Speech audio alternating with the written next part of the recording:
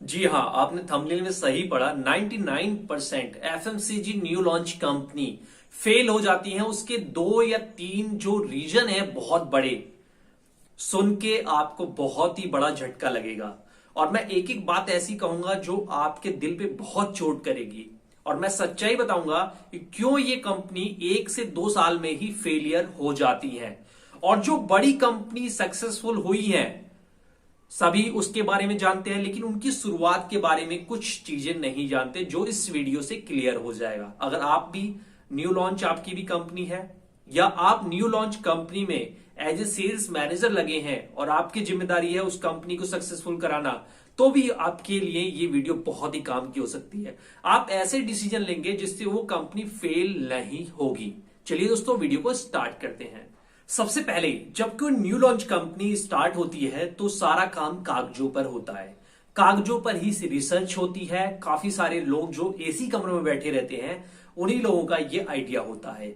जमीन पर उन्होंने ये काम नहीं किया होता, या बहुत पहले उनके दादा परदादा ने ये काम किया होता है जिसको उन्होंने से बारीकी से नहीं समझा होता। तो सारी रिसर्च होती है कागज के ऊपर। अब वही कंपनी जो मालिक होता है वो हायर करता है एक टॉप सेल्स प्रोफेशनल, जो कि एक चलती हुई कंपनी का होता है। अधिकतर जो ऑनर होते हैं उनके मन में यही होता है कि हमारा जो प्रोडक्ट है सेम टू सेम कंपनी जो नंबर 1 नंबर 2 पर है उसका एक अच्छा सा एम्प्लॉय हमें मिल जाए। जैसे उसकी कंपनी दौड़ रही है ऐसे ही हमारी कंपनी दौड़ने लगी, क्योंकि वहां के सारे सीक्रेट हमें पता चल जाएंगे। वहां का जितनी भी स्कीम होंगी, जितना भी नेटवर्क होगा, वही नेटवर्क हमारी कंपनी को मिल जाएगा बैठे बैठे। यही सोच के वो हायरिंग करते हैं। और जो सबसे टॉप लेवल के लोग लाते हैं वो आते हैं बड़ी कंपनियों से। पैकेज भी काफी अच्छा होता है और ये लोग भी पैकेज उसको अच्छा दे देते हैं, न्यू लॉन्च कंपनी वाले, सिर्फ लालच में। लेकिन जैसे ही 1 से 2 महीना होता है उनके सपने चकनाचूर हो जाते हैं। जो मालिक होता है उसके सपने चकनाचूर हो जाते हैं, क्योंकि एक चलती हुई कंपनी में जो एक बड़े पोस्ट पर बैठा हुआ बंदा है, वहां पर पहले से ही सिस्टम बन चुका है। और नई कंपनी में सिस्टम जीरो से लेके ऊपर तक बनाना पड़ता है। एक ही आदमी बहुत सारे तरीके के प्रेशर हैंडल करता है, बहुत सारी चीजें करता है। तो जो चलती हुई कंपनी से आते हैं, हर एक चीज के लिए अलग अलग फंक्शन, अलग अलग टीम रखी हुई है, वो उस लिए वहां पर सक्सेस होते हैं, यहां पर नहीं होंगे। तो पहली गलती ये करते हैं हायरिंग में ऐसी गलती हो जाती है। दूसरी जो सबसे बड़ी गलती होती है वो है डिस्ट्रीब्यूटर नेटवर्क बनाने में। यहां फिर मालिक की यही चाहत रहती है कि उस शहर का, जिस भी शहर में हम, जिस भी डिस्ट्रिक्ट में हम डिस्ट्रीब्यूटर पॉइंट करें, वहां का जो सबसे टॉप क्लास के 5 डिस्ट्रीब्यूटर है वो हमारे डिस्ट्रीब्यूटर बनने चाहिए।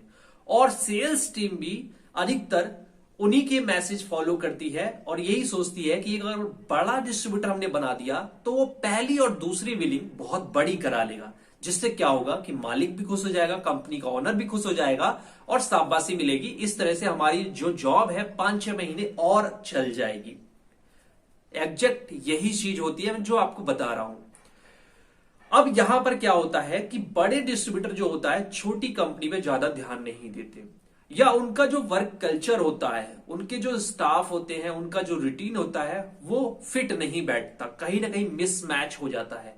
हाँ, आपके प्रोडक्ट को वो ज्यादा दुकानों पर आप फोर्सफुली रखवा सकते हैं, क्योंकि उनके पास ऑलरेडी बहुत सारी चलती हुई कंपनी है, बहुत सारा फंड है जिससे वो मार्केट में उधार भी देते हैं, और बहुत सारे रिटेलर्स से उनकी जान पहचान है, यानी कि बहुत अच्छा नेटवर्क है। तो वहां पर फर्स्ट और सेकंड टाइम 2 बार वो आपका प्रोडक्ट प्लेस कर देंगे। लेकिन उसके बाद क्या होगा, जो बड़ी दुकान वाले होते हैं वो ऐसे छोटे मोटे न्यू लॉन्च प्रोडक्ट पर ज्यादा ध्यान नहीं देते। जो प्रोडक्ट बिक रहा है वही उनके पास बल्क में बिक रहा है, वो उसी चीज पर ज्यादा फोकस करते हैं। इसीलिए वहां पर उनके काउंटर से उस प्रोडक्ट की लिफ्टिंग नहीं होती, दोबारा ऑर्डर जनरेट नहीं होता, डिस्ट्रीब्यूटर दोबारा ऑर्डर नहीं देता। कुछ दिन में वो माल जो है एक्सपायर होके या रिटेलर से नहीं बिकता तो वो उसको वापस करवा देता है। इस तरह से वहां पर जो इतनी बड़ी बड़ी दुकानों पर आपने रखवा दिया, वहां पर आपका मार्केट हो जाता है खराब। डिस्ट्रीब्यूटर अलग खराब हुआ, मार्केट अलग खराब हुआ। अब दूसरा डिस्ट्रीब्यूटर इसलिए नहीं बनेगा कि वो पहले ही जान चुका होगा कि यहां पर एक बड़े डिस्ट्रीब्यूटर ने ये काम लिया था, जब इतने बड़े आदमी ने ये प्रोडक्ट नहीं चलाया तो मैं कैसे चला दूंगा। और रिटेलर भी उस प्रोडक्ट को देखते ही भड़क जाता है। जो न्यू लॉन्च कंपनी के प्रोडक्ट होते हैं वो जैसी कंपनी है, जैसे प्रोडक्ट है, उसी तरह के रिटेलर पर ही उनका लिफ्टिंग होती है, वहां से बिकते हैं। मीडियम साइज के जो रिटेलर होते हैं वो नए प्रोडक्ट को चलाते हैं मार्जिन के चक्कर में।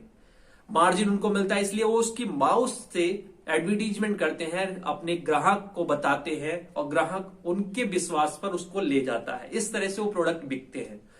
तो हमेशा जो न्यू लॉन्च प्रोडक्ट है उनके जो डिस्ट्रीब्यूटर हैं ऐसे होने चाहिए जिनके पास न्यू लॉन्चिंग का अनुभव हो, न्यू लॉन्चिंग वाले कुछ प्रोडक्ट उन्होंने पहले चलाए हों और मीडियम साइज की कंपनियों के साथ वो डील करते हो। उनको पता है कि नए प्रोडक्ट कैसे बेचने हैं, कहां बिकेंगे, किस तरह के रिटेलर्स पे बिकेंगे, किसको कितना उधार देना है, किसको कितना बेचना है। उनके पास एक रिटेलर का अलग नेटवर्क होता है जो नए प्रोडक्ट, ज्यादा मार्जिन वाले प्रोडक्ट या मीडियम साइज के जो प्रोडक्ट होते हैं वो ज्यादा बेचने का अनुभव होता है। ऐसे रिटेलरों की उनके पास लिस्ट होती है, ऐसे रिटेलरों से उनका संबंध होता है। यही सारी चीजें हम मिस कर जाते हैं।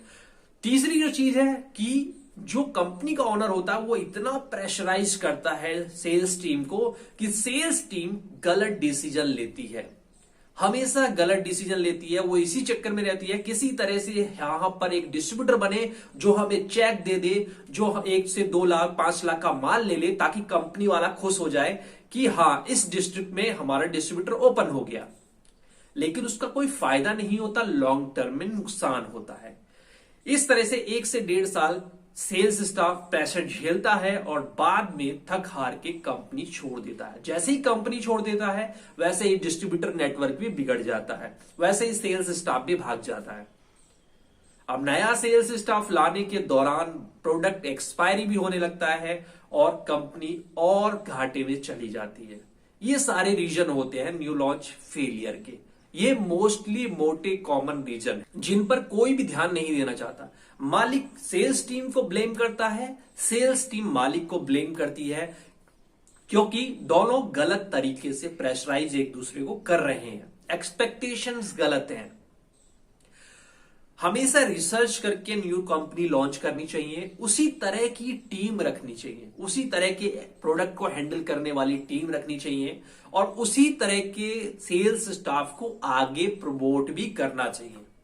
बहुत सारी कंपनी ये सारे काम करती हैं, वो इसी तरह के सेल्स स्टाफ को लाती है, लेकिन जैसे जैसे सेल बढ़ने लगती है, जैसे जैसे नेटवर्क डेवलप होने लगता है, सब कुछ सही चल रहा होता है, फिर कंपनी के मालिक के अंदर ऐसी भावना आ जाती है कि चलती हुई कंपनी का कोई टॉप सेल्स एग्जीक्यूटिव या सीईओ हम लेके आए जो मेरे इस सारे नेटवर्क को और कई गुना बढ़ा दे, सेल को और कई गुना कर दे। यहां पर वही पहली वाली गलती होती है। चलती हुई कंपनी यानी कि सिस्टम पहले से बना हुआ है, हर चीज के लिए अलग से स्टाफ है, अलग से सिस्टम है। वहां का जब बंदा आता है तो वो नीचे जो मेहनत करने वाली टीम है जो अपने तरह से कर रही है न्यू लॉन्च, उसको पूरी तरह से बिगाड़ देते हैं और बाद में वो भी चले जाते हैं और नीचे वाली टीम भी चली जाती है, प्रोडक्ट डब्बे में बंद हो जाता है। ये सारी गलतियां करते हैं लोग, सेल्स स्टाफ भी ये गलतियां करता है और मालिक भी करता है। इसीलिए 99% एफएमसीजी जो कंपनी होती है डूब जाती है। 1% बचती है जो इन सब चीजों के बीच में से बहुत सही तरीके से चल रही होती है, वही लॉन्ग टर्म में सक्सेस करती है। मेरी इस वीडियो से काफी चीजें आपको सीखने को मिली होंगी। रिसर्च करिए, किसी के देख के कोई कंपनी चल रही है 1000 करोड़ की है, उससे आपको क्या करना है। आपकी कंपनी जिस साइज की है, जैसे प्रोडक्ट है, उसी तरह से दूसरी कौन सी ऐसी न्यू लॉन्च कंपनी 3, 4, 5 सालों से चल रही है मार्केट में, उसका रिसर्च डेटा आपको फाइंड आउट करना चाहिए, ना कि उस कैटेगरी में नंबर 1 जो कंपनी है उसका रिसर्च डेटा। वो हमेशा रिसर्च जो डेटा होगा नंबर 1 कंपनी का एक न्यू लॉन्च कंपनी के लिए हमेशा गलत रोड मैप ही तैयार करेगा।